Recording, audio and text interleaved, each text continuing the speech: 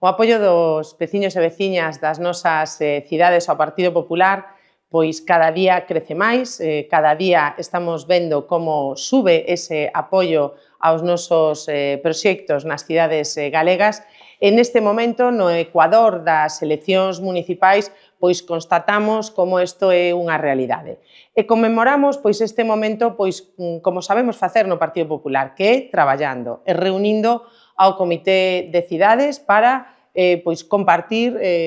cuestións e proxectos de éxito como o de José Manuel en Ferrol, como é o do Partido Popular en Ferrol, e tamén vemos como todas as enquisas nestes últimos días pois constatan ese apoio que vai crecendo cada día máis ás 7 cidades en Galicia. Hoxe imos traballar neste Comité de Cidades en seguir forxando unha alternativa en todas as cidades para que, como Ferrol, consigamos no 2027 ser gobernos estables, serios e de rigor, que é o que están esperando os nosos veciños e veciñas. Pois coincidindo co ecuador do mandato, celebramos un comité de ciudades coa responsabilidade de ser alternativa en 6 das 7 grandes cidades de Galicia. A verdade é que todos os datos indican que hai unha subida do Partido Popular e, consecuentemente, unha baixada dos diferentes gobernos locais, fundamentalmente pola súa falta de estabilidade,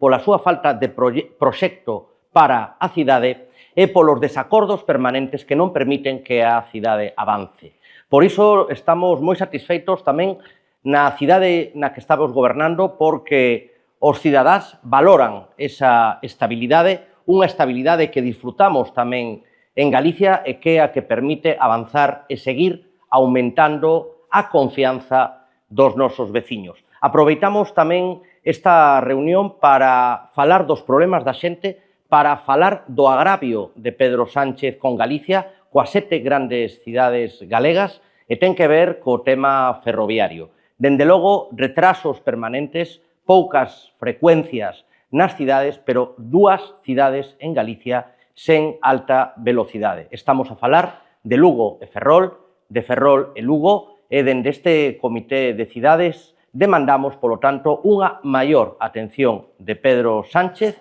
Non queremos perder o tren do futuro e, polo tanto, nesto é importante que traballemos unidos dende as cidades, dende a comunidade, para exixir a Pedro Sánchez unha maior atención para Galicia.